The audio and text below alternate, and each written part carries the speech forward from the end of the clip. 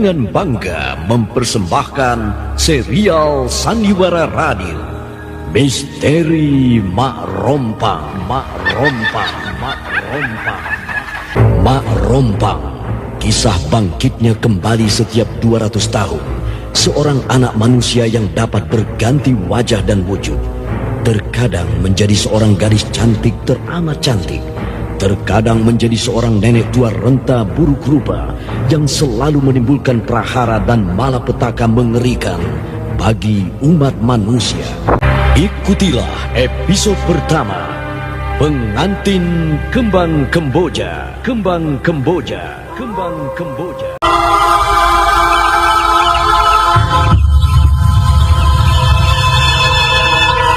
Kang Tarji, mau kemana? Mau bertemu denganmu. Wah, kebetulan kau ada di warung ini. Mana si Wira? Sebentar lagi dia datang, Kang. Apa yang akan Kang Tarji sampaikan pada saya? Hanya mau bertanya tentang laki-laki yang bernama Daksa itu. Oh, itu Kang. Iya. Laki-laki itu tinggal jauh dari sini, Kang. Di balik Gunung Sumbing itu. Dia pernah mampir di warung ini, kan? Iya, Kang. 3 hari yang lalu. Kalau begitu, akan aku tunggu dia di sini. Dia tidak mungkin datang, Kang Tarji. Kenapa tidak mungkin? Dia hanya mampir di warung ini ketika dia akan pulang menuju desanya.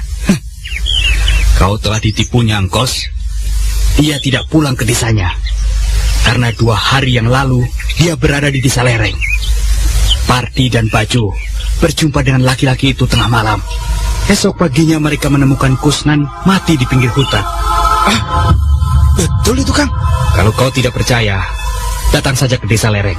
Tapi, bukankah laki-laki itu sebenarnya penyelamat kita, Kang? Penyelamat bagaimana? Dia itu memberitahukan pada aku dan Wira, Kang, bahwa kita harus hati-hati.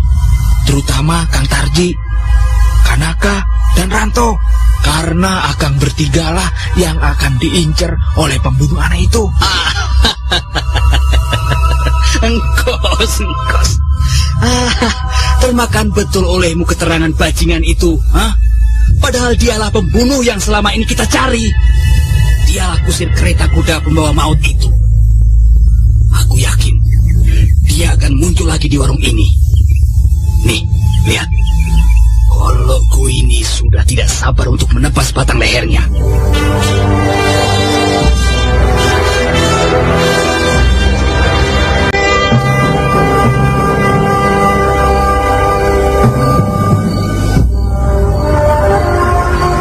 Percuma, Tarji.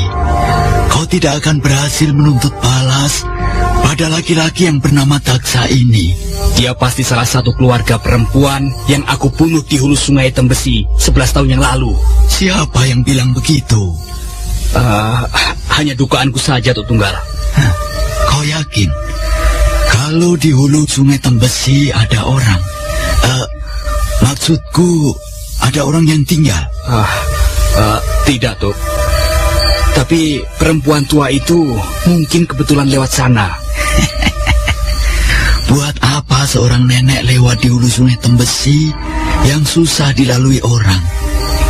Dan aku yakin bahwa kau sudah bertemu dengan salah satu penghuni hulu sungai Tembesi. Tuk Tunggal jangan menakut-nakuti aku. Tidak, aku tidak menakut-nakutimu. Tapi aku telah merasakan keanehan itu ketika kabut panas melanda desa kita 3 hari yang lalu.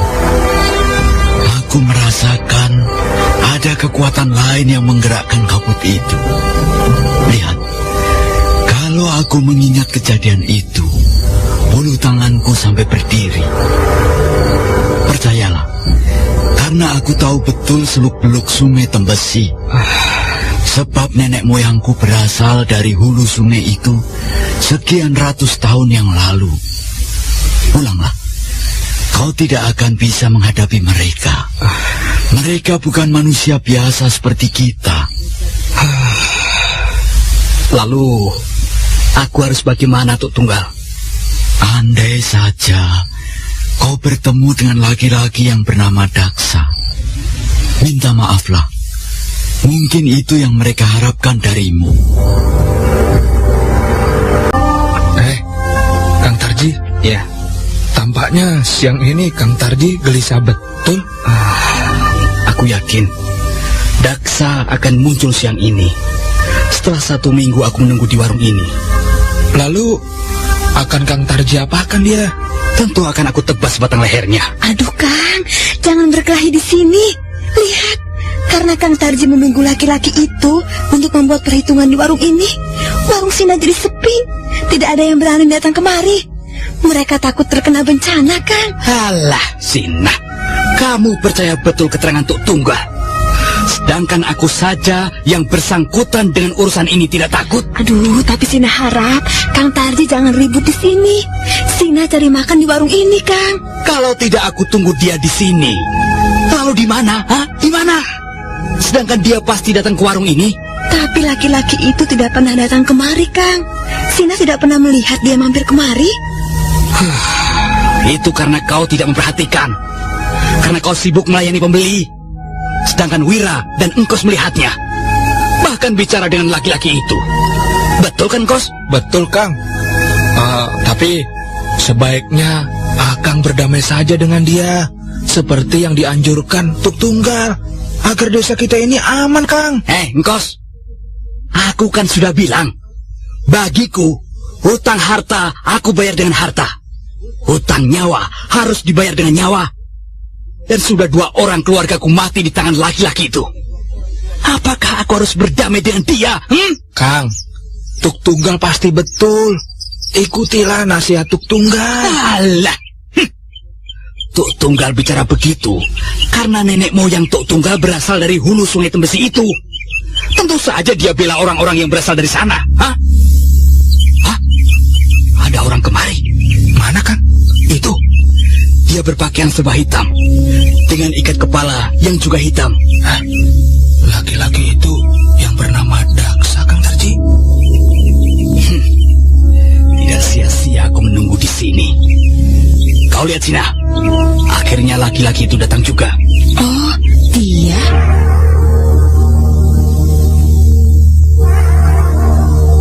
Tapi laki-laki ini belum pernah datang kemari, Kang. Aku belum pernah melihatnya. Dia sudah dekat. Langkahnya tidak terdengar, Kang. Itu tandanya dia seorang pendekar. Aku harus hati-hati. Kisanak menunggu saya? Iya. Kisanak yang bernama Daksa, kan? Iya. Dan pasti Kisanak bernama Tarji. Dari mana Kisanak tahu? Aku sudah melihat tandanya. Bahkan sudah seminggu Kisanak menunggu saya di sini pun saya sudah tahu. Rupanya memang kau yang membuat onar, ha? Kenapa Kisanak menuduh begitu? Karena kaulah usir kereta pembuat malapetaka di desa ini. Usir kereta itu berpakaian hitam-hitam seperti yang kau pakai sekarang ini.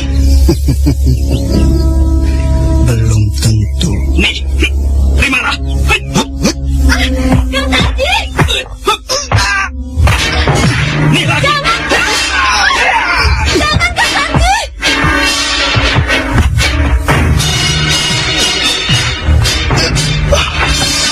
Kenapa Kisanak menyerangku? Aku akan membunuhmu. Sudah, Kang. Sudah.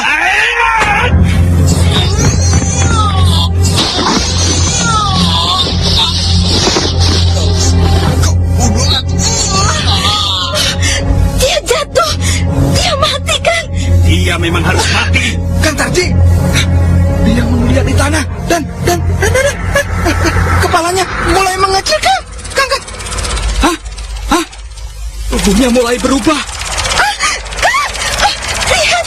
Mayat laki-laki itu berubah menjadi ular! Kang. Dia berubah menjadi ular hitam, Kang. Awas, awas. Dia mulai bergerak. Awas. Jangan dibunuh dia. Biarkan dia pergi, Tarji.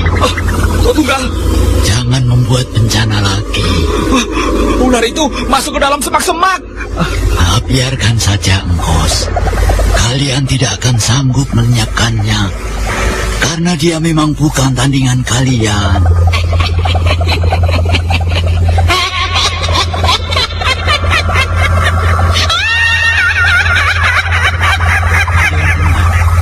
Ada yang mengawasi dia dari jauh. Jauh di dalam hutan itu. Lalu, apa yang harus kita lakukan sekarang, Tok Tunggal?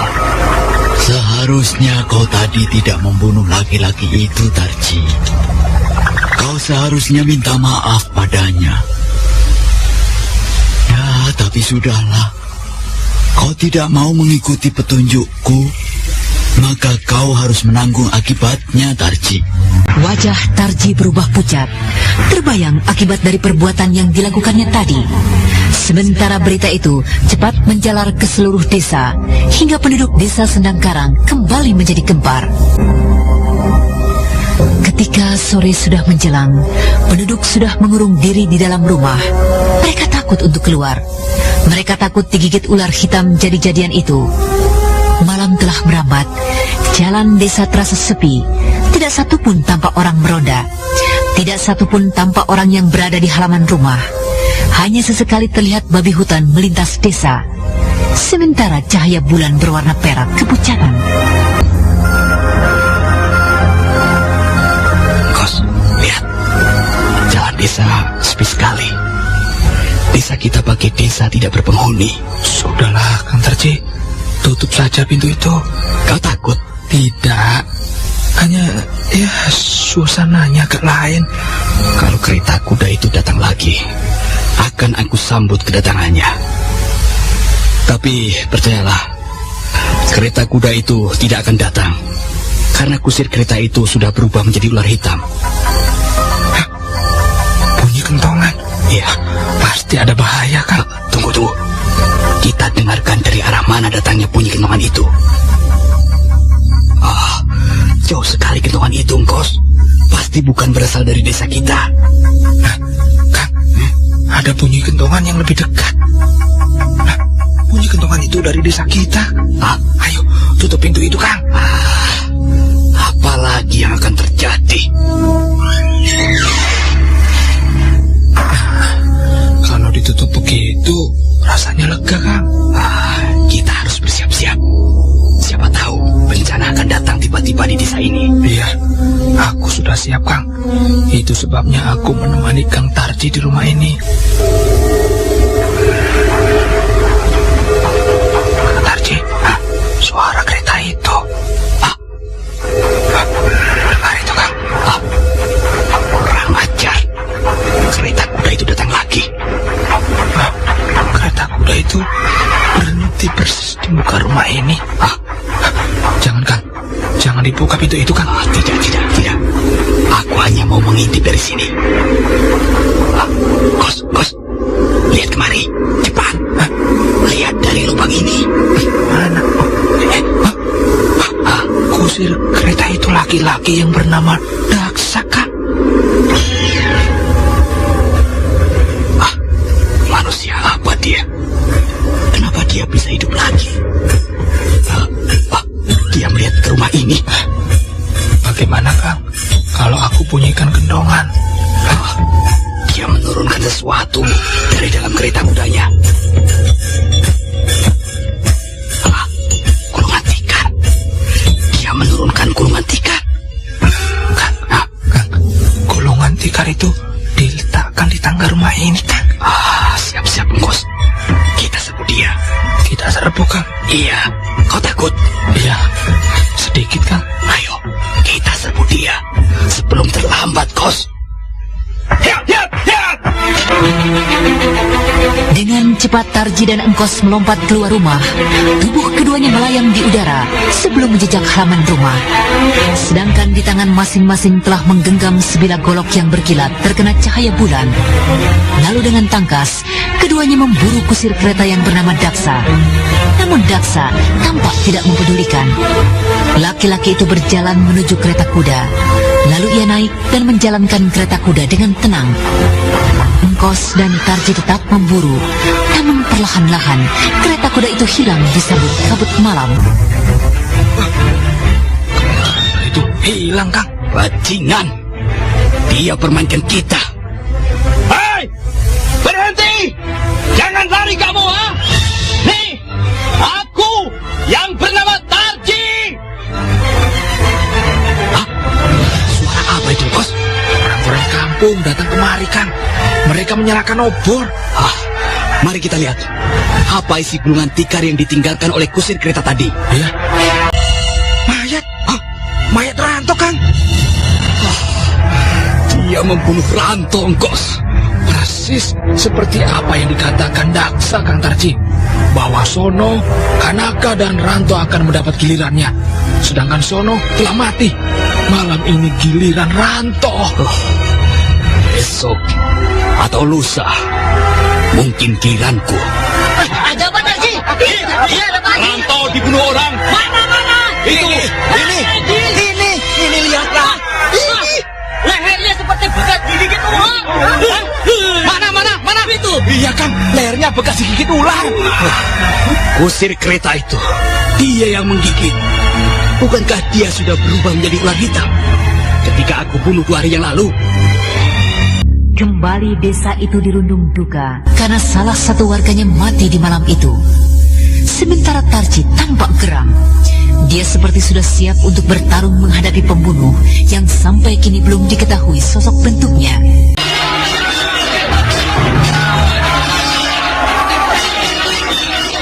Itu dia. Tarji. Hei, kereta itu bergerak ke tepi desa. Bawa kawan-kawan ke sana.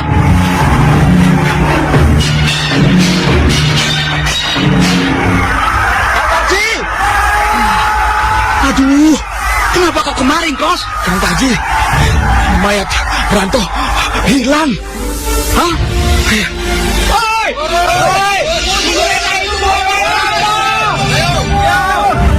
Dengar itu, Kos. Kereta kuda itu membawa kembali mayat itu.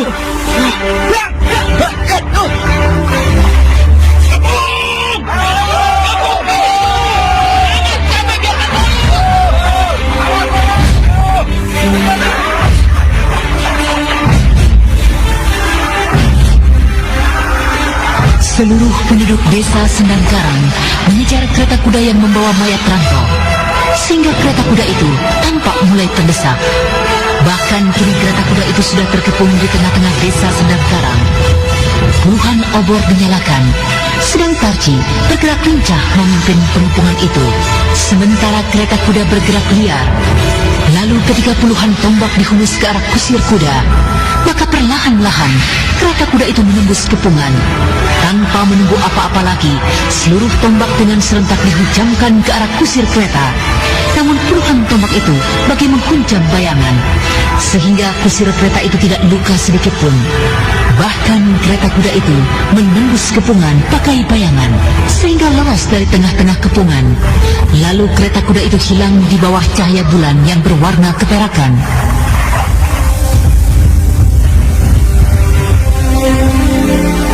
Bang Bardi, lihat itu.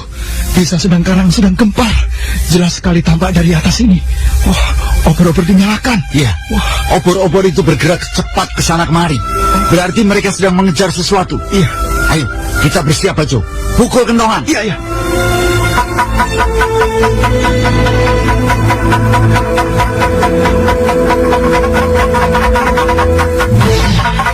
Bajo, cepat kemari. Ada apa, Bang? Lihat, lampu yang berkelap-kelip itu. Seperti lampu kereta kuda yang berlari. Oh, kereta kuda, Bang. Itu memang lampu kereta kuda. Datangnya dari arah desa Sendangkarang. Pasti kereta kuda itu yang dikejar oleh orang-orang Sendangkarang. Bagaimana, Bang? Apa yang harus kita lakukan? Kita harus bantu orang-orang Sendangkarang. Mari, kita kumpulkan kawan-kawan yang lain, Bajo. Iya, Bang. Hei, ada kereta kuda yang datang dari arah Sendangkarang. Bajo, kereta itu sedang berada di batas desa. Adam, jaga, jangan sampai lolos.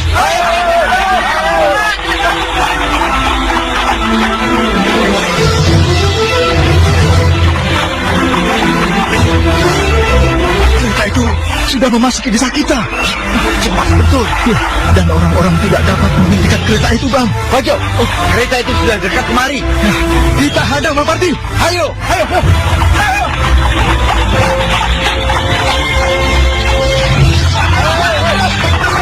Kereta di depan kita, Bajo. Bang Parti.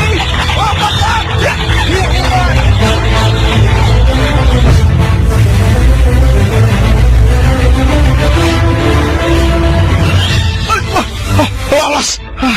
Aku tidak sempat berbuat apa-apa, Bang. Bajo, kau lihat siapa yang duduk di samping kusir kereta tadi? Tidak, Bang.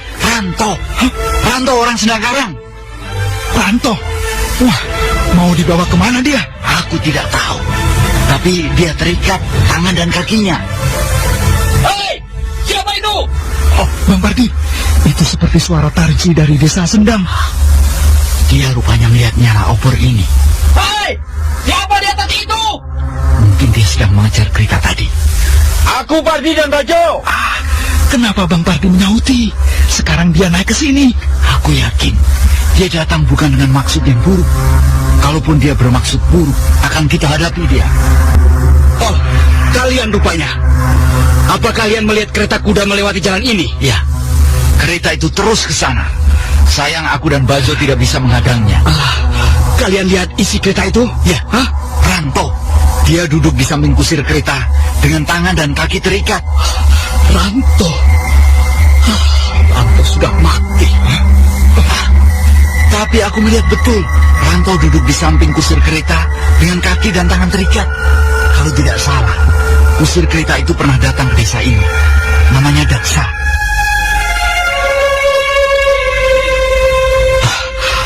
Kau dengar, Engkos? Kusir kereta itu bernama Daksa. Kalian kenal dengan dia? Iya. 2 hari yang lalu, kusir kereta itu sudah dibunuh oleh Kang Tarji. Namun mayatnya berubah menjadi ular hitam. Mari kita kejar, Engkos. Pasti Ranto masih hidup.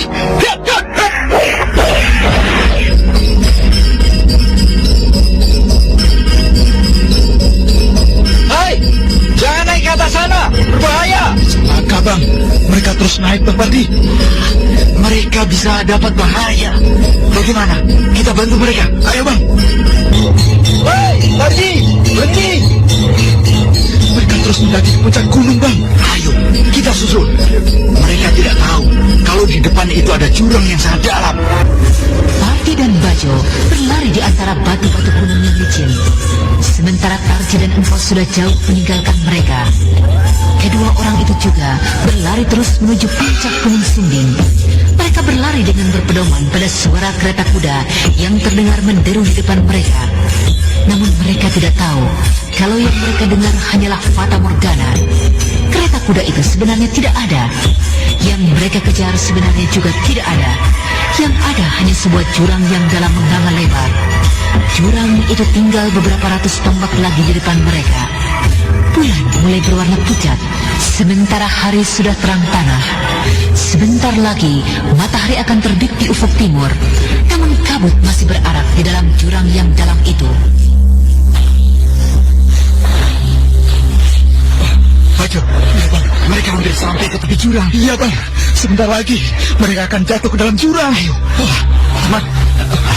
Mari, kita pergunakan lompatan harimau yang pernah diajarkan oleh Ki Pandai Urang. Iya Bang, kita harus bisa menghadang mereka sebelum mereka jatuh ke dalam jurang. Ya. Mulai.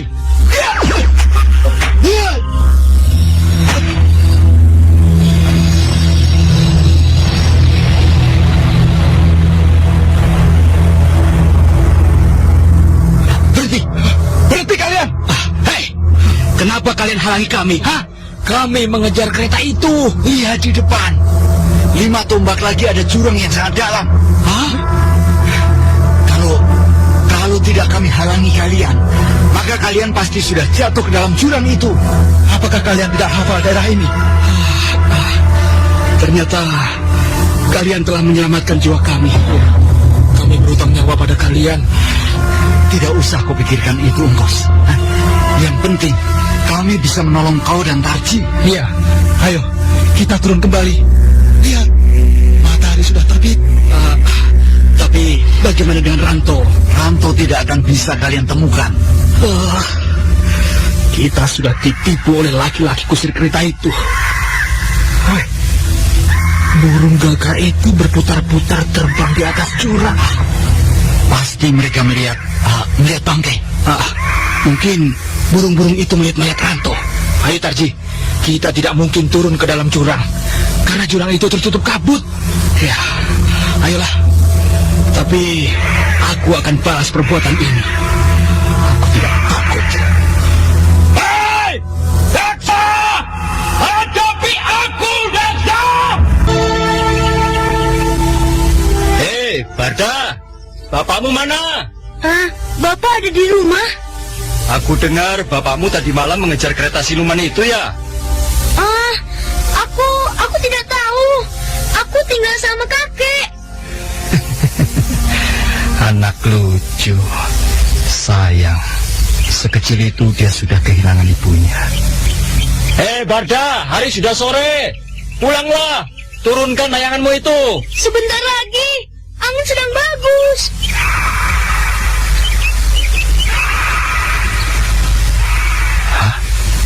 Burung gagak. Burung itu menyambar layangan Barda. Aneh. Barda mempermainkan burung itu dengan layangannya. Lucu juga. Hah? Burung itu marah. Dia mulai terbang rendah di atas kepala Barda. Oh, celaka. Tolong, Paman Kanaka. Burung gagak itu menyambar kepala Barda. Barda, lari Barda, tinggalkan layanganmu itu. Cepat masuk ke dalam rumahku, biar paman yang mengusirnya. Ayo.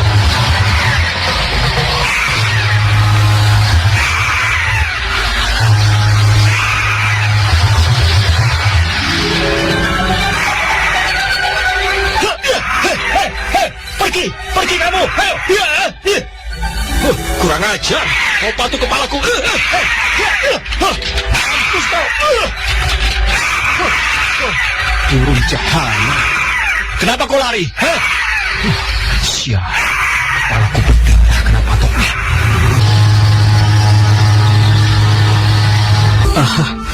Terima kasih Kanaka. Kau telah menyelamatkan anakku tadi sore. Kang Tarji, ada-ada saja. Hanya burung gagak yang sedang marah, Kang. Kanaka, burung gagak itu berasal dari Gunung Sumbing. Burung itu juga ada ketika aku dan Engkos mengejar kereta kuda yang lari ke atas gunung itu. Hah? Jadi burung itu, atau mungkin burung gagak yang lain? Tidak. Aku yakin burung itu burung suruhan. Burung suruhan? Iya, burung suruhan kusir kereta yang bernama Daksa.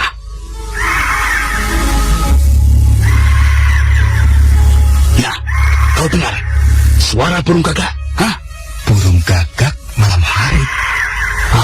Mungkin burung gagak bersiang. Dia mau membalas kekalahannya tadi sore padamu. Tadi sore burung itu kena aku tampar.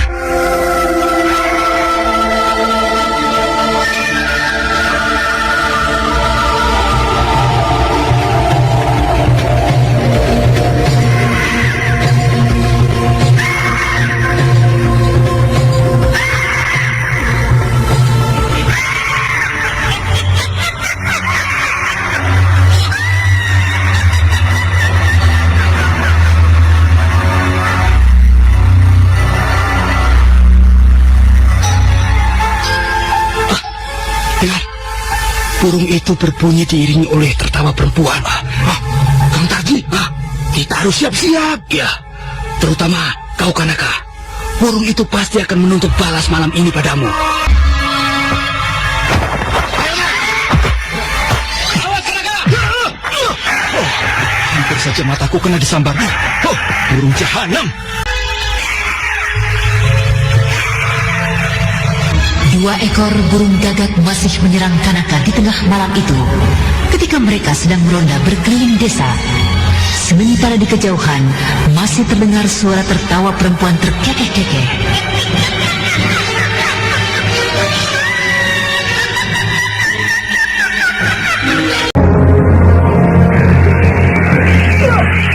Awas, Kanaka!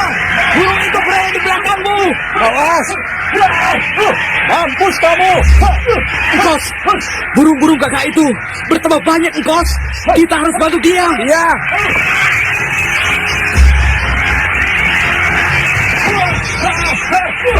Kena kamu! Burung sialan! Dan ini bagianmu. Hilang! Sudah berapa ekor yang mati, Kanaka? Aku tidak tahu. Cahaya bulan agak gelap. Aku tidak bisa melihatnya. Enak kau. Aku dapat membunuh 1 ekor. Burung itu bertambah banyak. Cabut kau kalian sebelum kawan-kawan mereka datang lebih banyak. Baik.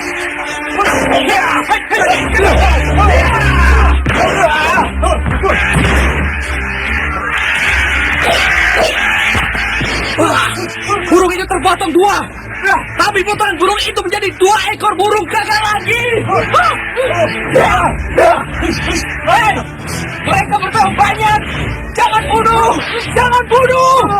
Mereka akan bertambah banyak. Kang Taji, burung-burung itu hidup lagi. Angkus, kenapa? Ayo lari. Kita tidak akan mungkin menghadapinya. Kita bunyikan kentongan. Jangan.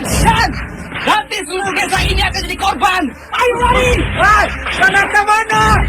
Hah? Kanaka mana? Oh, itu dia. Selaka, kita bantu dia.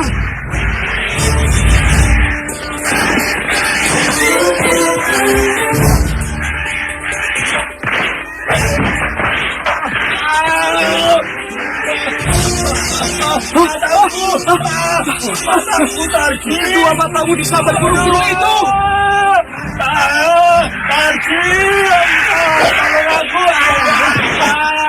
Potong kos. Iya. Kanaka cepat. Biar aku menghadapi burung-burung ini. Hadapi sama-sama. Tiba-tiba saja mereka terbang jauh. Selamat kita. Aduh. Kanaka, kepalamu berlumuran darah, Kanaka. Kedua matamu berlumuran darah. Dan seluruh tubuhmu berlumuran darah.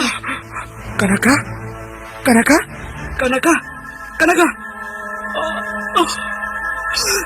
tidak bernafas lagi.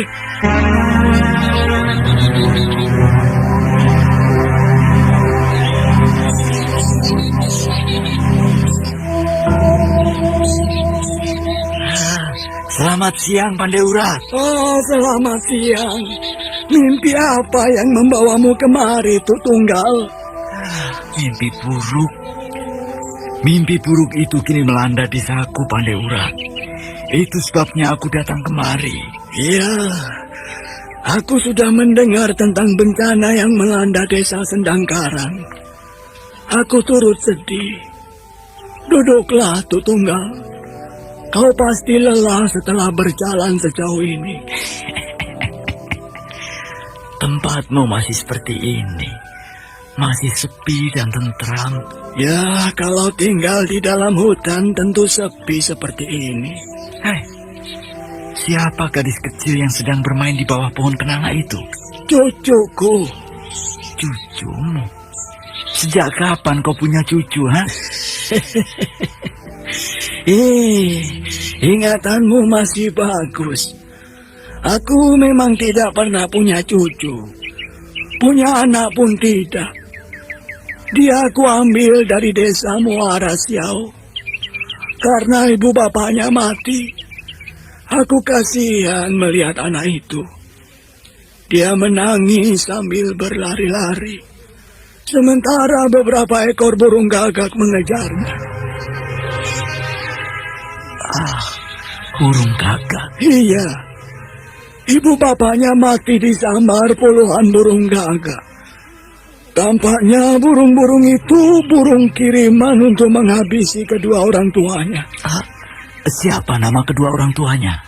Aku tidak tahu, Tutunggal. Bahkan nama anak itu sendiri aku tidak pernah tahu. Sehingga aku beri saja dia dengan sebutan Sepi. Karena hidupnya sekarang ini sepi. Tidak punya siapa-siapa lagi. Waktu itu dia berumur kira-kira 3 tahun. Dan kau tahu Pandai Urat, 3 hari yang lalu di desa Sendang Karang, Kanaka mati karena disambar burung gagak. Hah? Ya, bahkan puluhan burung gagak membunuh pemuda itu. Itu burung kiriman Tuk Tunggal. Kau harus hati-hati. Ya, itu memang burung kiriman. Ada yang menyuruhnya. Oh, kejadian itu persis sama dengan kejadian yang dialami oleh kedua orang tua si Sepi. Pasti pengirim burung-burung gagak itu orangnya sama. Pandai Urat, aku yakin bahwa pengirim burung-burung itu dan juga pembuat bencana di desa Sendang Karang bukanlah orang biasa, tapi seseorang yang mempunyai tingkatan ilmu yang tinggi. Sudah beberapa kali aku mencoba dengan kekuatan batinku. Selalu aku membentur kekuatan yang luar biasa. Oh, betul apa yang kau bilang itu, Tuk Tunggal. Aku pun bukan hanya diam melihat kejadian-kejadian ini. Apalagi kejadian ini juga menimpa kampungku, Desa Lereng. Aku sudah beberapa kali mencoba menyerang dengan kekuatan batinku, tapi sia-sia. Bahkan aku mendapat serangan balik. Lalu, apa yang kita lakukan? Untuk menandingi kekuatan aneh ini, kita butuh waktu yang lama. Bahkan sangat lama.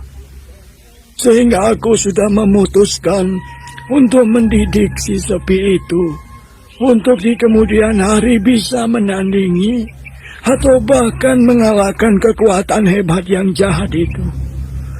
Nah, kini tinggal kamu. Siapa yang kamu didik untuk bisa mengalahkan kekuatan hebat yang tidak terlihat ini?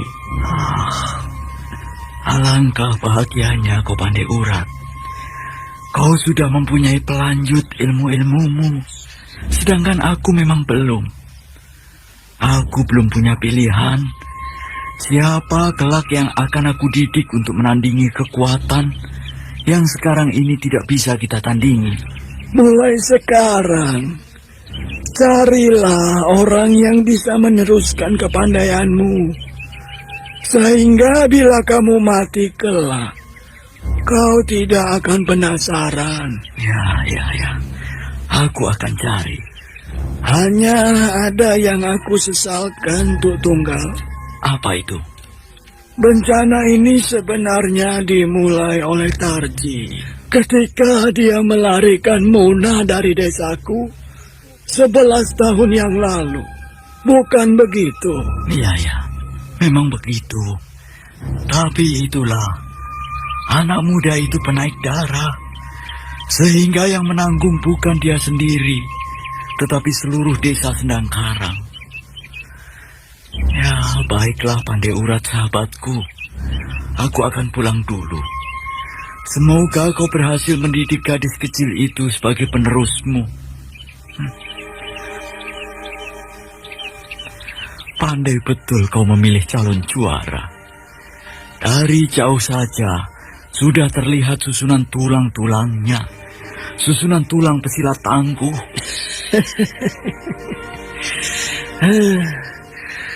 Dari dulu kau tidak berubah, Tuk Tunggal. Selalu kau pandai menghibur hati kawan. Tapi tunggu dulu. Kenapa kau begitu cepat meninggalkan tempatku ini? Biasanya kau pasti tinggal beberapa hari di sini, sambil kita bertukar pikiran tentang jurus-jurus yang kita ciptakan. Untuk kali ini rasanya tidak bisa.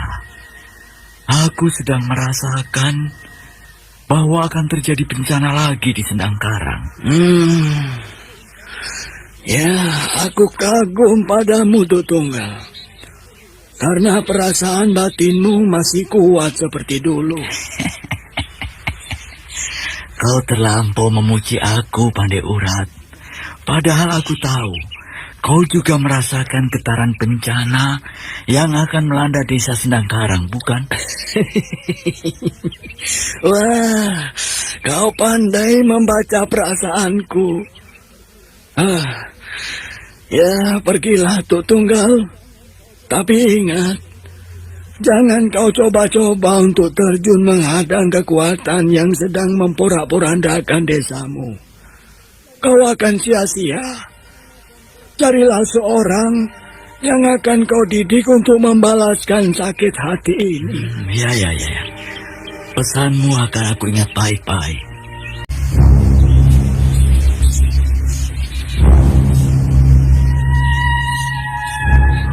Sepi. Desa Sendangkarang ini sudah seperti desa mati. Padahal hari masih siang. Hei, Seman. Aku tuh. Ya, kemarilah. Maaf Tuk Tunggal. Apa kabar Tuk? Baik. Kemana saja kau beberapa minggu ini? Seperti hilang di telan bumi. Maaf Tuk Tunggal. Saya memang tidak berada di sini. Saya baru datang dari rumah famili saya di Muara Siau. Jauh juga perjalananmu, Seman. Kapan kau datang dari Muara Siau? Tadi pagi Tuk. Kau sudah tahu apa yang terjadi di desa kita ini? Ya, sudah Tuk. Sudah banyak kawan-kawanku mati di tangan kekuatan aneh itu. Sayang. Padahal mereka tidak berdosa sama sekali. Ya, aku tidak tahu Tuk. Apakah besok atau lusa mungkin giliranku, atau giliran Tarji, Wira, Engkos, dan yang lain-lain. Sudahlah. Tampaknya bencana ini adalah balas dendam, hukum karma. Siapa yang berbuat, maka dia akan menerima akibat perbuatannya itu. Iya, mungkin juga Tuk. Tapi di Muara Siau pernah juga terjadi bencana seperti ini. Padahal mereka yang terkena bencana itu tidak tahu apa-apa Tuk.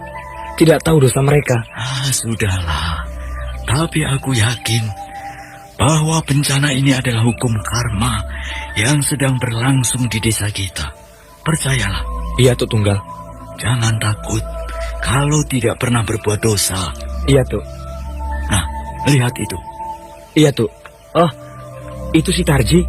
Ya, makin hari dia semakin nekat. Dia ingin membalas kematian istri dan anaknya. Betul Tuk. Sekarang kemana-mana dia selalu membawa golok di pinggangnya. Aku kagum pada keberaniannya. Tapi sayang, keberaniannya tidak mempunyai perhitungan. Keberaniannya tidak mempunyai landasan yang kuat. Bahkan keberaniannya dilandasi dengan emosi yang tidak terkendali. Sehingga dirinya pun akan bisa mengalami nasib yang sama seperti istri dan anaknya. Betul begitu Tuk Tunggal? Ya, kalau dia tidak hati-hati, tentu akan terjadi seperti apa yang aku duga.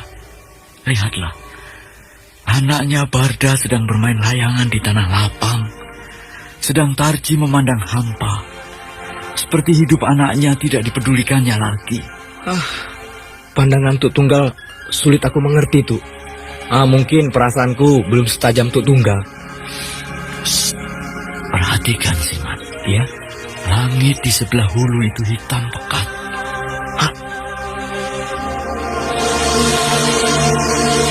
Apakah hari akan malam Tuk? Hari masih siang Seman. Ini pasti bencana. Bencana yang akan melanda desa ini. Tuk, burung gagak Tuk Tunggal. Ya, ribuan burung gagak akan datang ke atas desa ini. Ayo Seman, jangan diam. Kita harus siap-siap menolong orang-orang desa ini dari amukan burung-burung gagak itu.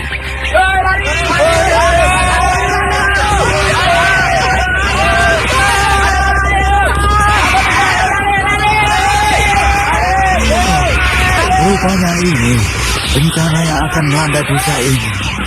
Ini yang aku rasakan sejak di tempat di Pandai Urat.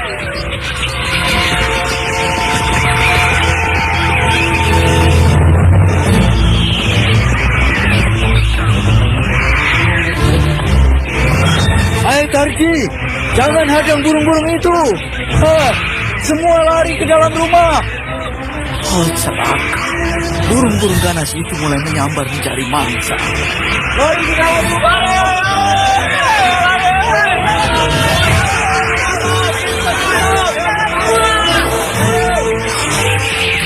Seperti menantang maut. Gila. Celaka. Kemana si Barda? Aku harus selamatkan anak itu.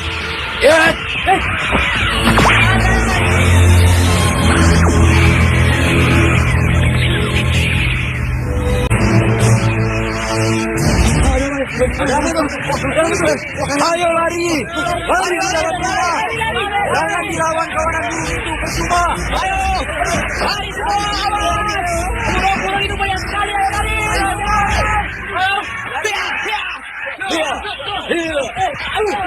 Mampus kamu. Tarji, mundur, mundur kamu. Mereka datang semakin banyak. Aku ingin menghabisi mereka semua. Percuma, Tarji. Mereka datang dari segala jurusan.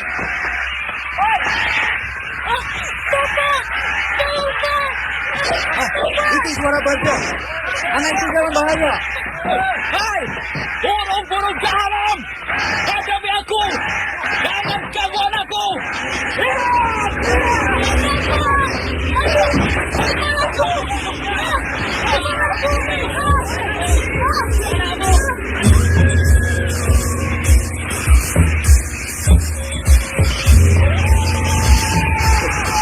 Pinggir kalian bagus garam.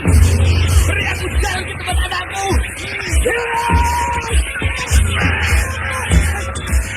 Aku harus selamatkan anak itu.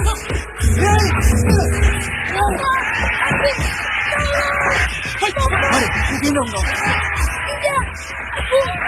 Aku tahu bapakku. Hai burung suruhan, pergi kalian. Jangan ganggu anak yang tidak berdosa ini. Cepat Barda, mari aku gendong kamu. Tidak, aku tidak mau. Aku tidak mau. Jangan takut, aku Tuk Tunggal. Aku kawan bapakmu. Ayolah, burung-burung itu datang lagi. Aku mau ke tempat bapak. Aku mau pulang. Ayolah, aku yang akan membawa kamu pulang ke rumahmu.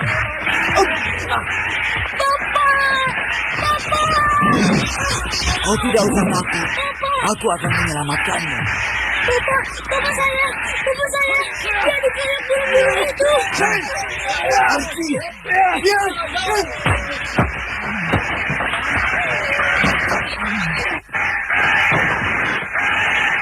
Jangan kemari, Tuk Tunggal. Selamatkanlah anakku. Susah, Barda. Kita susah menolong bapakmu. Lihat, burung-burung itu mulai menyerang kita.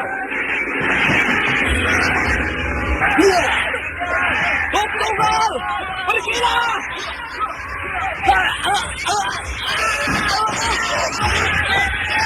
Arti, kau tidak mau lari. Akhirnya kau harus menderita begitu.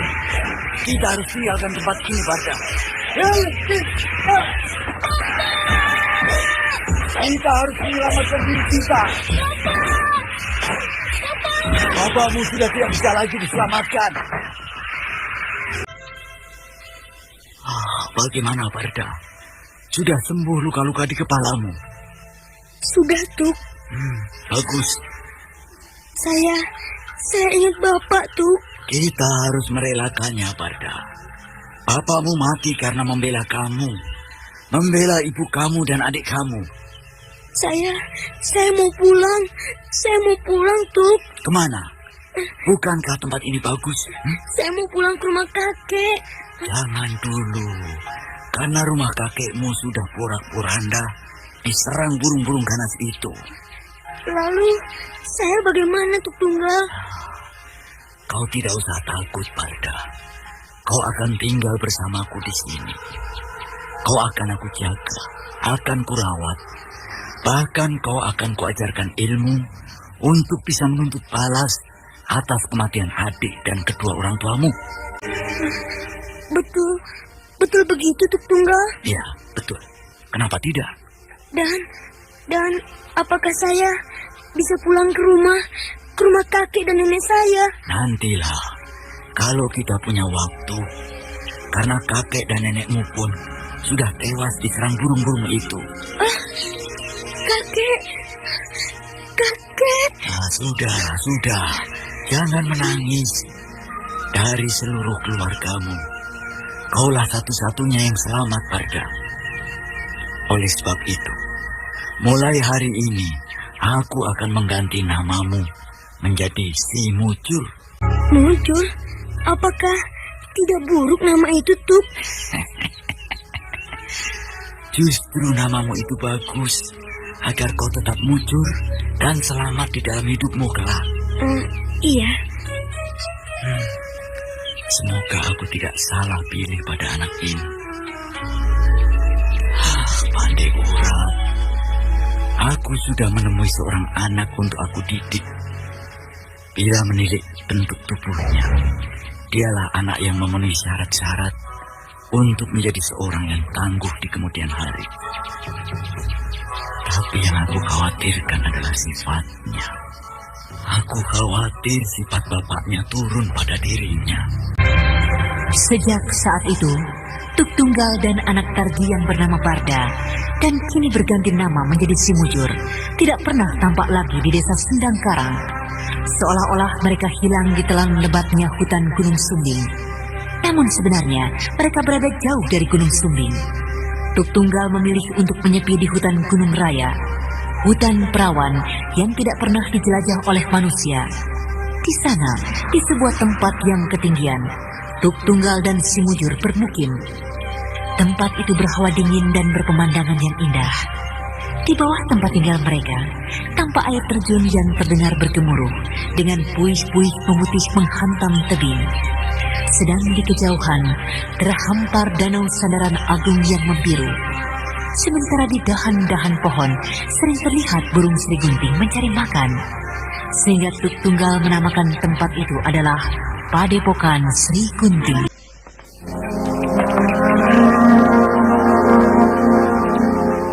Sina, belum mau tutup warungmu ini? Belum, Bang Seman. Kan sekarang sudah aman. Tidak seperti 2 tahun yang lalu. Kalau mau ingat-ingat saat itu, merinding. Desa Sendang Karang ini seperti desa yang terkutuk. Hampir setiap malam pasti ada yang mati. Entah itu mati karena dibunuh oleh kusir kereta siluman, entah itu mati dijirat segumpal rambut.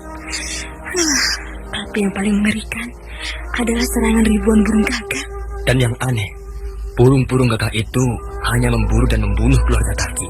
Iya ya, akhirnya Tarji mati secara mengerikan. Kasihan kawan kita itu. Kang Wira, anak Kang Tarji itu bagaimana ceritanya? Kata orang, anak itu masih hidup. Wah, kalau soal itu, tanyakan sama si Seman ini. Karena dia persis berada di dekat Tuk Tunggal waktu kejadian itu berlangsung. Tuk Tunggal? Tuk Tunggal waktu itu sedang berbincang-bincang denganku. Tiba-tiba saja, ribuan burung gagak menyerbu desa ini.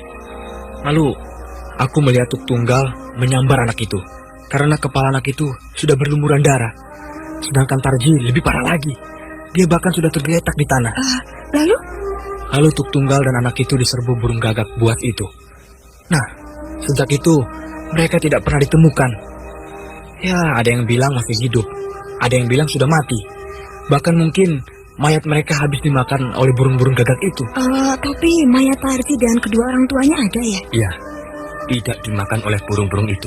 Ya, itulah. Aku tidak bisa memastikan apakah mereka mati ataukah masih hidup. Tapi Tuk Tunggal bilang padaku waktu itu bahwa yang akan terkena bencana adalah orang-orang yang sudah berbuat sesuatu dosa. Yang tidak merasa berbuat pasti akan terhindar. Aneh ya, kita tidak bisa menebak-nebak kemana perginya orang tua yang hebat itu. Mungkin sudah mati ataukah masih hidup. Sina, sudah dihitung apa saja yang aku makan? Iya, sudah Bang. Besok aku bayar ya. Abang mau kemana? Pulang, sudah senja. Nanti saja.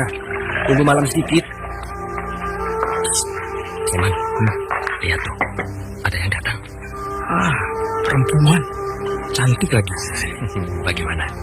Jadi kamu pulang? Nanti saja.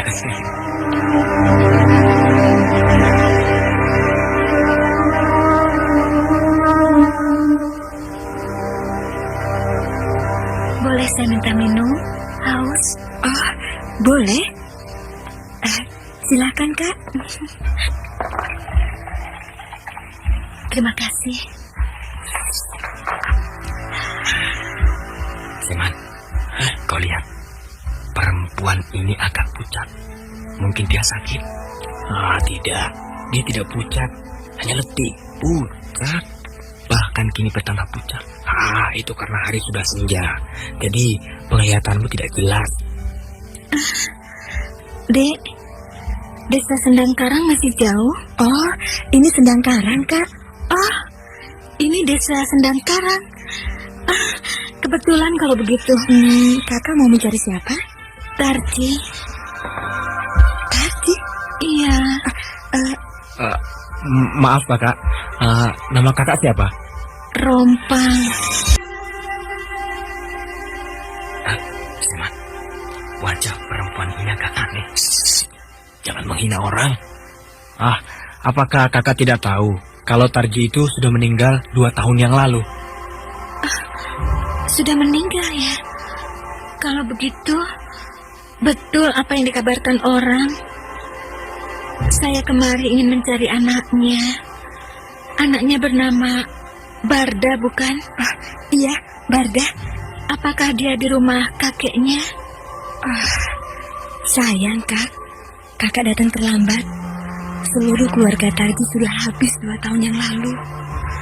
Mereka musnah diserang ribuan burung-burung gagak. Sudah musnah ya. Seman, kau dengar? Burung gagak berbunyi di kejauhan. Jangan menakut-nakuti perempuan ini. Tapi anaknya tidak mati kan? Saya kurang tahu. Waktu-waktu kejadian itu, atau Bang Seman yang lebih tahu. Bang Seman berada di dekat anak itu waktu terjadi serangan burung-burung gagak dulu. Mana yang bernama Seman? Saya Seman. Adik. Bagaimana? Di mana anak itu sekarang? Saya kurang tahu. Hanya waktu kejadian itu dia dibawa lari oleh Tuk Tunggal. Lalu? Berarti tidak mati kan? Ya entahlah, apa sudah mati atau masih hidup. Karena saya dan juga orang-orang desa ini tidak pernah melihat dan menemukan mayat anak itu. Kurang ajar. Siapa yang kakak maksud kurang ajar? Laki-laki yang bernama Tuk Tunggal. Saya permisi.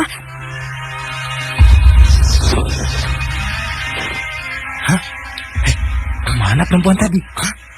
Kok menghilang? Dia kan tadi ke sana. Bang Seman, lihat itu. Air yang diminumnya ada di bekas tempat duduknya. Kita telah berjumpa dengan siapa sebenarnya? Dia bukan manusia. Air yang diminumnya tidak pernah masuk ke dalam perutnya. Air itu tumpah lagi di bekas tempat duduknya.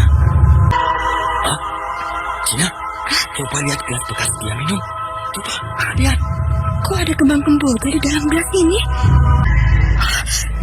Siapa nama perempuan tadi? Siapa ya? Rompang. Rompang nama saya.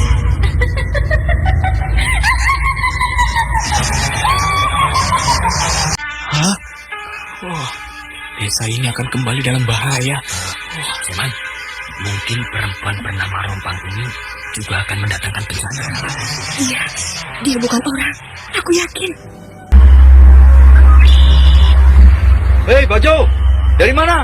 Hei, Bang Pardi, apa kabar? Baik. Dari mana sesiang ini? Dari Sendang Karang. Sendang Karang? Iya. Bagaimana kabar orang-orang Sendang Karang? Baik-baik saja, Kang. Tidak pernah terdengar lagi ada bencana di sana kan? Tidak. Hanya 5 tahun yang lalu ada seorang perempuan datang ke warung Sina. Perempuan itu mengaku masih famili Tarji. Famili Tarji? Iya. Bukankah semua sanak famili Tarji sudah habis? Kecuali anak yang bernama Barda? Nah, itu. Perempuan itu mencari Barda. Kau dapat cerita dari mana, Bajo? Dari Sina. Aku mampir di warung Sina. Bagaimana bentuk perempuan itu? Perempuan itu masih muda dan cantik. Namanya? Kalau tidak salah, namanya... Tunggu.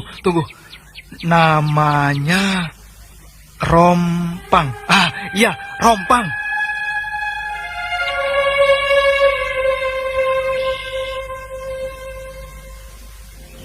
Rompang. Nama perempuan itu aneh. Aku belum pernah mendengar nama keluarga Taji yang bernama seperti itu. Lalu? Ketika itu hari sudah mulai senja. Sehingga ketika perempuan itu pergi meninggalkan warung Sinah, tiba-tiba saja dia hilang di dalam keremangan senja. Sehingga orang-orang yang ada di warung itu menjadi takut. Mereka menganggap akan terjadi lagi bencana di desa mereka. Karena perempuan itu bisa menghilang. Tapi sampai sekarang tidak terjadi apa-apa kan? Tidak ada bencana apa-apa.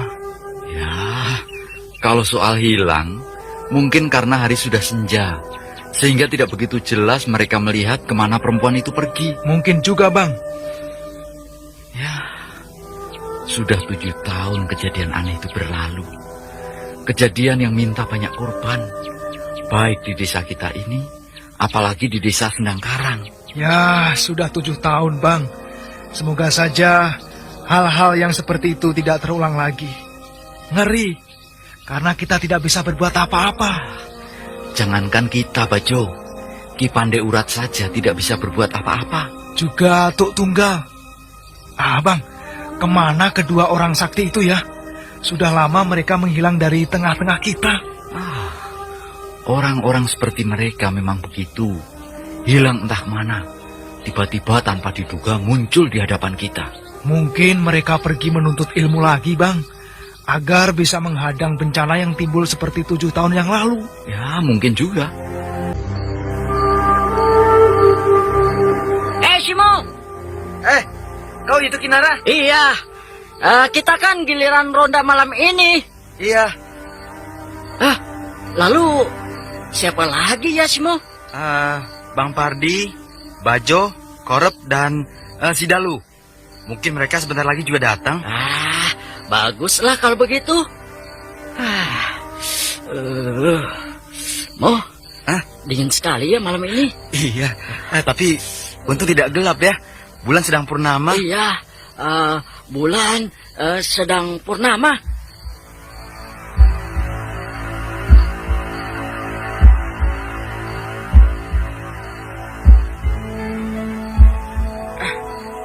Sunyi sekali ya. Bagaimana kalau kita nyalakan api unggun agar ya tidak dingin? Iya ya. Ayo kita cari ranting-ranting kering. Ayo. Kinara. Ya. Sepertinya ada orang berjalan di ujung desa. Mana? Itu tuh. Itu. Iya. Tuh lihat. Seperti perempuan ya. Dia berjalan. Tertati-tati. Iya. Mungkin perempuan tua, Simo. Iya, perempuan tua. Perasaanku agak aneh, Simo. Aneh bagaimana? Jangan-jangan bukan. Apa? Jangan menakut-takuti diri sendiri. Tidak baik.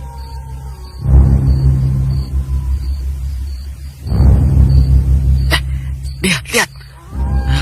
Perempuan tua itu berjalan pelan-pelan sekali. Pasti dia kemalaman.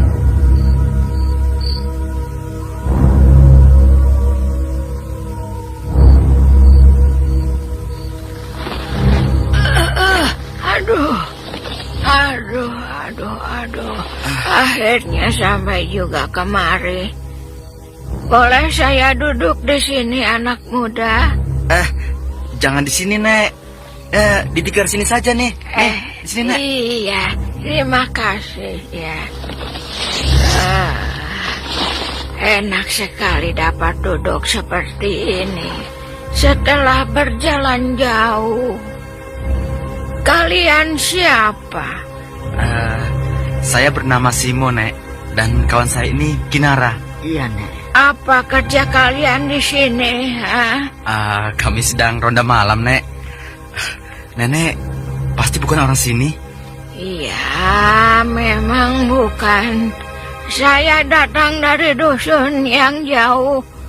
dan akhirnya sampai juga kemari ke desa Sendang Karang ini. Nek, ini bukan. Desa ini bukan desa Sendang Karang. Bukan? Apa nama desa ini? Desa ini bernama Desa Lereng. Jadi bukan ya? Bukan, Nek. Sendang Karang masih jauh, Nek. Nenek harus berjalan ke sana. Oh iya, masih jauh ya. Waduh, apakah sampai atau tidak aku ke sana ya? Nenek perlu apa ke Sendang Karang, Nek? Mau mencari cucuku yang bernama Barda.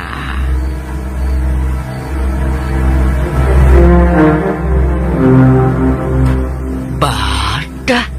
Iya, Barda. Kalian kenal anak itu? Tidak, Nek. Siapa nama orang tua anak itu, Nek? Iya, Nek. Ibunya bernama Munah, sedang bapaknya bernama Tarji. Hah? Bukankah keluarga itu sudah habis, Nek? Maksud saya, mereka itu sudah meninggal kira-kira 7 tahun yang lalu, Nek. Iya, aku tahu. Tapi anak itu tidak meninggal, kan? Ya, entahlah. Kami tidak tahu, Nek. Nenek ini siapa? Aku bernama Mak Rompang. Mak Rompang? Sudahlah, kalian tidak tahu persoalanku. Aduh, perutku. Aduh. Nenek, mau kemana lagi? Mau pulang saja. Rasa-rasanya aku tidak akan sampai ke desa itu. Kakiku sudah tidak bisa berjalan jauh. Bagaimana kalau nenek? Mak Rompang. Iya. Bagaimana kalau Mak Rompang menginap di rumah saya saja? Besok baru berjalan kembali. Iya, terima kasih. Tapi aku harus kembali sekarang. Kalau tidak, aku akan celaka. Nah, aku pergi ya. Iya, Nek. Iya.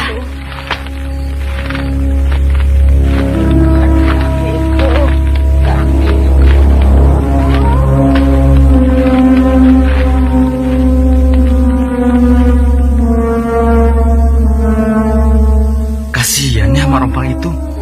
Jauh-jauh mencari cucunya.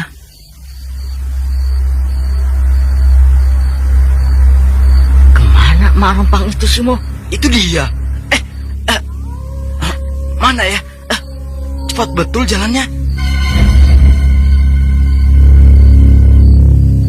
Hei, Kinara. Bang Pardi baru datang, Bang. Iya. Aku lihat tadi ada perempuan tua duduk di tikar ini. Iya, Bang. Baru saja dia pergi, Bang. Kemana? Itu ke sana, Bang. Dari mana datangnya perempuan itu? Ya, entahlah, Bang. Tapi dia mau ke Sendang Karang, Bang. Sendang Karang? Mau apa dia ke sana? Dia bilang mau mencari cucunya yang bernama Barda. Hah? Siapa nama perempuan itu? Namanya Mak Rompang.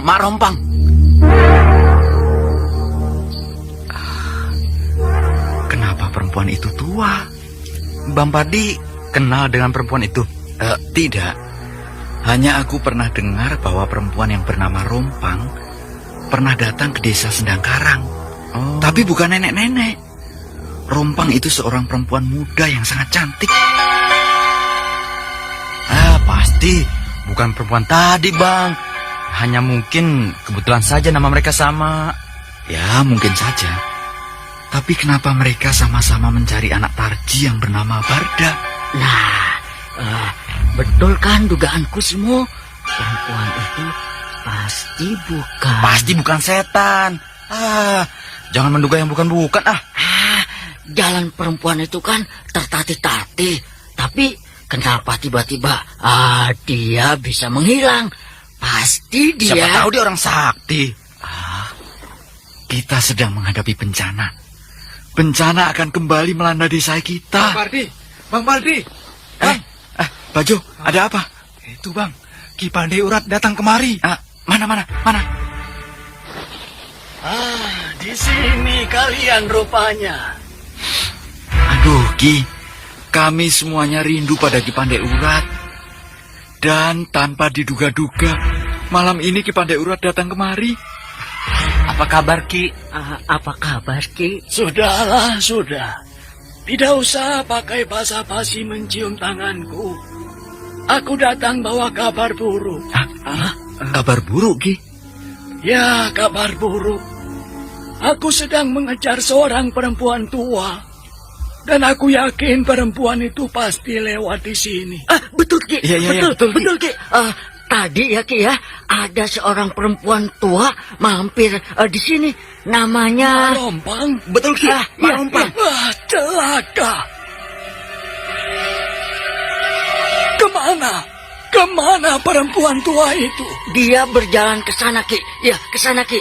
Lalu tiba-tiba dia hilang, Ki. Bencana. Perempuan itu pembawa bencana. Pembawa bencana, Ki. Dia mencari anak si Tarji, kan? Betul kan, Ki? Betul, Ki. Oh, gagal aku. Aku gagal mengejarnya.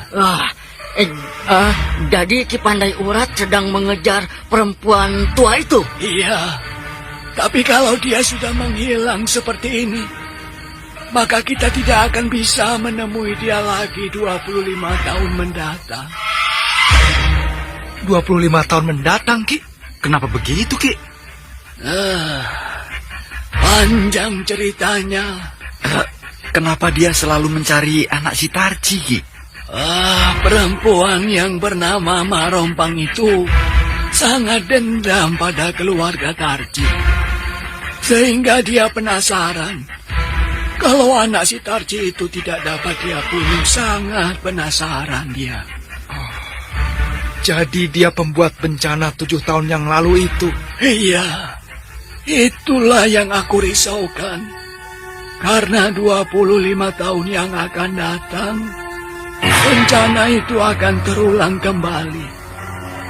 Apakah di sini ataukah di Sendang Karang?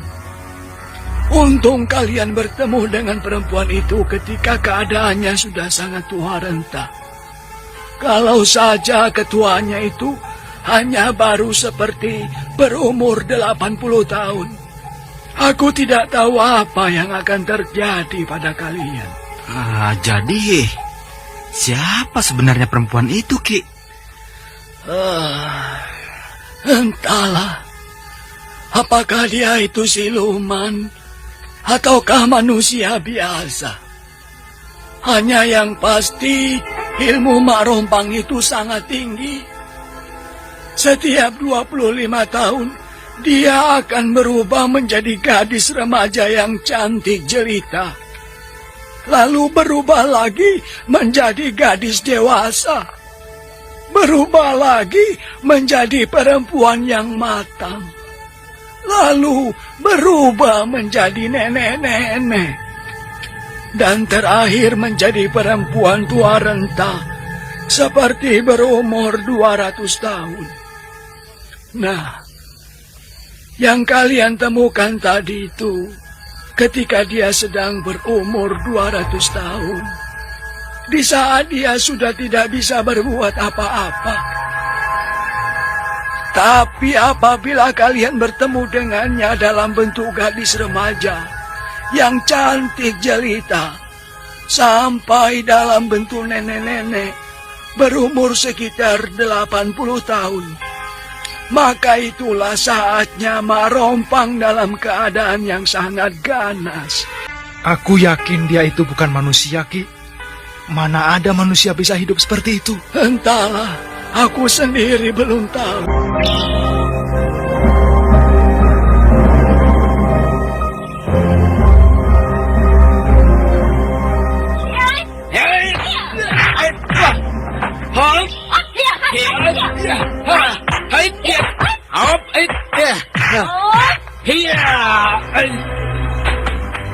Hei, kenapa tiba-tiba kamu menyerangku?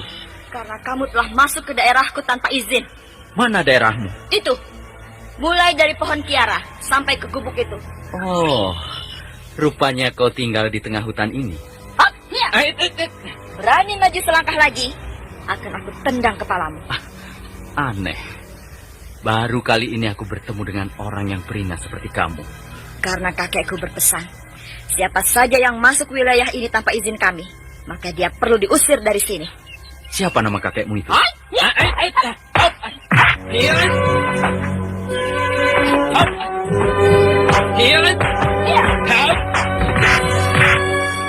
Kenapa kamu serang aku lagi? Aku kan sudah bilang, kamu tidak boleh maju lagi. Tapi aku kagum. Semudah ini umurmu sudah bisa melepaskan tendangan berbahaya seperti tadi. Oh, jadi kamu mau pamer di hadapanku bahwa kamu bisa mengelakkan tendanganku. Tapi kalau kamu ingin coba lagi, akan aku beri yang lebih berbahaya. Jangan. Aku tidak mau berkelahi denganmu. Siapa namamu? Kamu siapa? Aku bernama Bujang Mujur. Berasal dari Gunung Raya. Aku bernama Nyi Sepi. Berasal dari Gunung Sumbing. Namamu aneh. Namamu lebih aneh lagi. Nah, sekarang aku perintahkan kamu keluar dari daerah ini. Kalau aku tidak mau? Kamu harus mau. Kalau aku tidak mau? Maka terimalah seranganku ini. Cukup. Berhenti. Apa perlumu anak muda datang kemari? Sampai disuruh pergi oleh cucuku ini, kamu tidak mau? Maaf kakek. Saya disuruh oleh kakek saya menunggu di sini. Jadi sebelum kakek saya datang, saya tidak akan berani meninggalkan tempat ini. Tapi cucuku ini sudah mengatakan padamu bahwa tidak diizinkan siapapun masuk kemari tanpa seizin dia atau aku. Maaf kakek. Saya lebih baik dihukum mati daripada saya melanggar perintah kakek saya. Jadi kamu menantang aku, anak muda? Bukan kakek. Hanya saya tidak berani melanggar perintah kakek saya. Kalau begitu pergilah kepada kakekmu.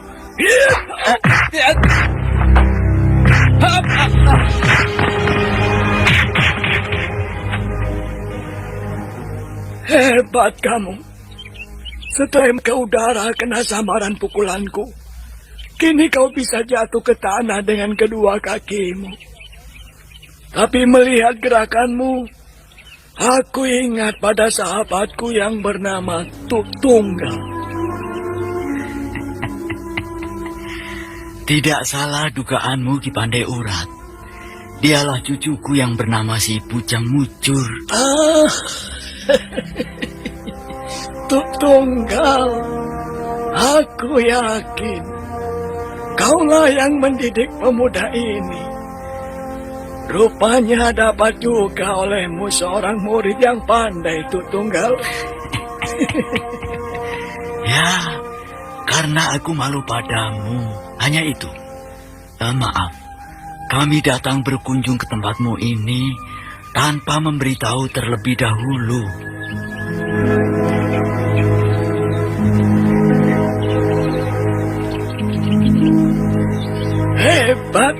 Hebat. Aku kagum cara kalian datang berkunjung ke tempatku ini. Mari, kita duduk di depan gubukku. Tuk Tunggal berjalan di belakang Ki Pandai Urat menuju sebuah pelataran yang datar dan bersih di depan sebuah gubuk yang sangat sederhana. Sementara di belakang mereka berjalan Nyi Sepi dan Bujang Mujur. Sekeliling gubuk itu tampak tumbuh bunga-bunga hutan yang indah. Sedang di belakang gubuk terdapat jurang yang sangat terjal dan licin, sehingga mustahil orang akan dapat mencapai tempat itu dengan menaiki jurang tersebut. Sehingga jalan satu-satunya adalah datang dari tempat Bujang Mujur dan Tuk Tunggal tadi datang. Jauh di bawah sana terhampar hutan yang membiru dan selalu diselimuti oleh kabut.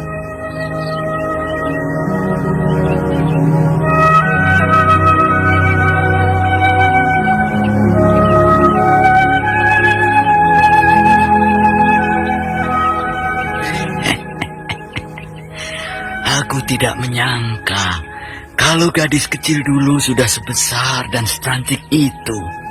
Ya, waktu kamu datang dulu sudah berlalu 12 tahun. Cuma aku merasa aneh. Di mana kamu bisa mendapatkan murid seperti dia? Hanya secara kebetulan, Ki.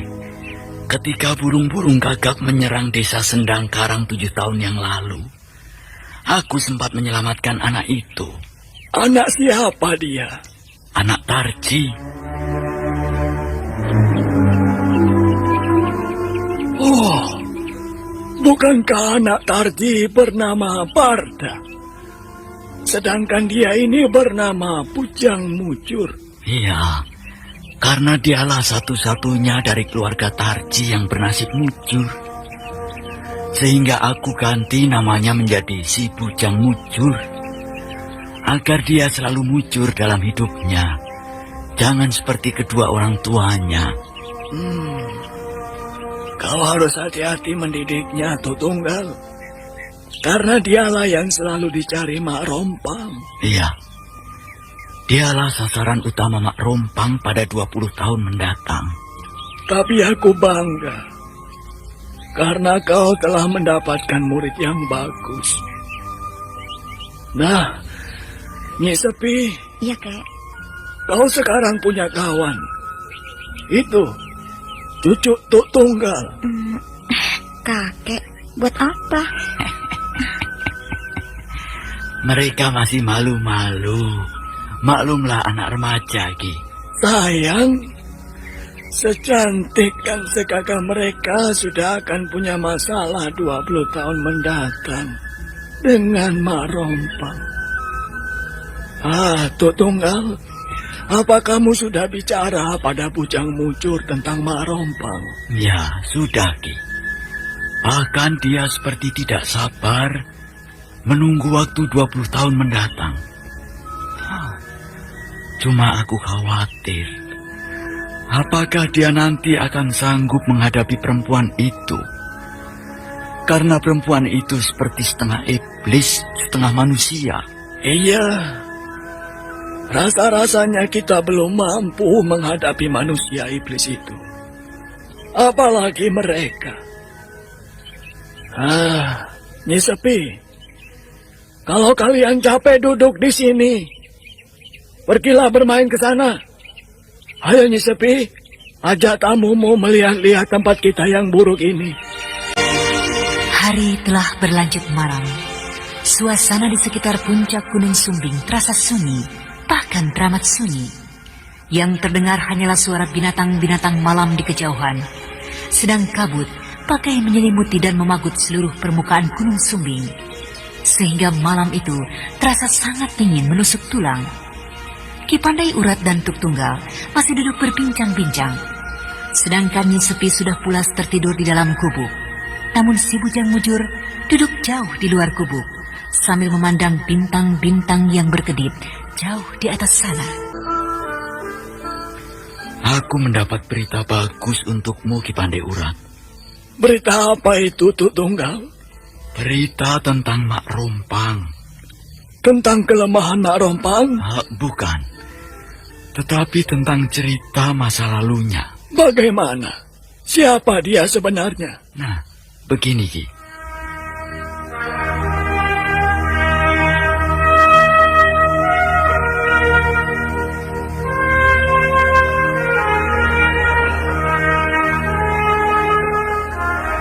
Ayolah, Rum. Jangan cemberut begitu. Sebentar lagi pengantin laki-laki akan sampai ke rumah ini. Saya takut, Mak. Apa yang kamu takutkan?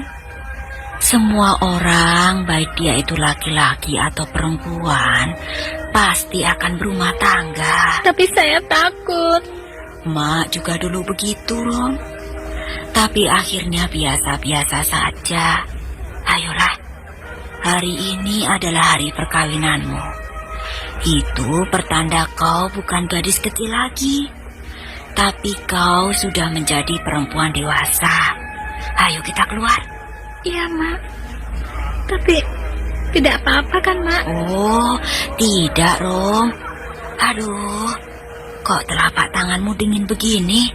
Kau pasti masih takut ya? Iya, takut dan malu, Mak. Sekarang hilangkan perasaan itu. Pegang tangan Mak kuat-kuat. Nah, sekarang kita keluar ya. Iya, Mak.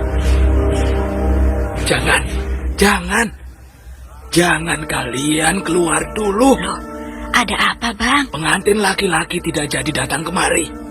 Hah? Kenapa tidak jadi, Bang? Calon suami saya tidak jadi datang kemari, Pak. Iya, anakku. Calon suamimu lari bersama si Hayati. Hayati anak si Majaya. Bukan. Gadis itu bukan berasal dari dusun kita ini. Lalu dari dusun mana, Bang? Entahlah, tapi kata orang, gadis itu cantik dan ada tai lalat di tepi bibirnya. Oh, ada tai lalat di tepi bibirnya. Saya bertambah malu, Mak.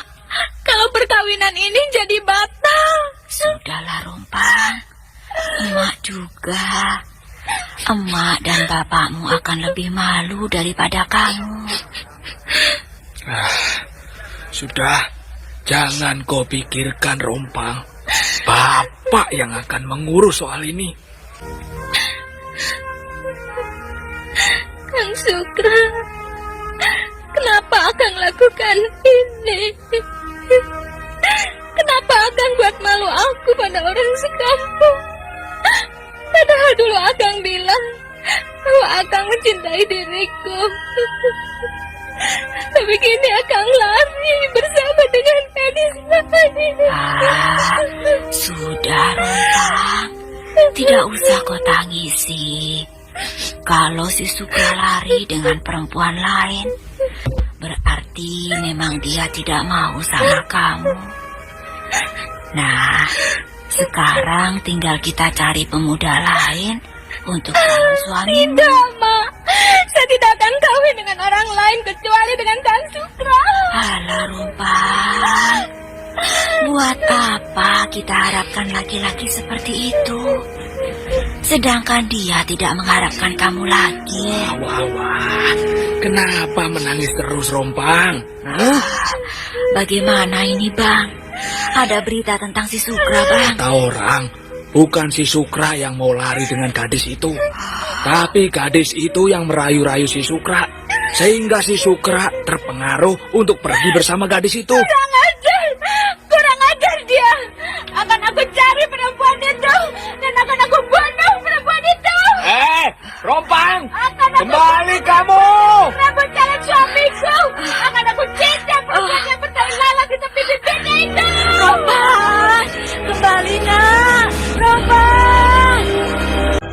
Nah, itulah masa lalunya, Ki. Lalu apakah dapat dibunuhnya perempuan yang bernama Hayati itu? Belum. Rompang tidak dapat menemui perempuan itu, sehingga dia menjadi gila. Dia menjadi kumal, namun dia tetap mencari perempuan itu. Dia masuk kampung, keluar kampung, sehingga bentuknya sudah tidak keruan. Bahkan dia sering diteriaki orang gila dan dilempari anak-anak dengan batu bila memasuki sebuah desa. Mungkin karena penderitaannya itu, akhirnya Rompang menghilang entah kemana. Namun 25 tahun kemudian, Rompang muncul lagi. Kini dia bukan Rompang yang dulu, tapi Rompang yang beringas, Rompang yang ganas. Dia membunuh siapa saja yang dia jumpai, terutama gadis-gadis yang dianggapnya telah merebut suaminya. Dan suatu ketika, Rompang bertemu dengan Hayati, perempuan yang telah membawa lari suaminya 25 tahun yang lalu. Hayati! Ada orang gila. Awas! Di belakangmu! Di belakangmu itu! Kau yang bernama Hayati, bukan? Iya, aku. Suamimu bernama Sukra, bukan? Iya, Sukra. Oh, mau apa kau? Terimalah pembalasanku ini. Hah? Demikianlah tadi serial Sandiwara Radio Misteri Mak Rompang, episode pertama, Pengantin Kembang Kemboja. Terima kasih atas perhatian Anda. Sampai jumpa.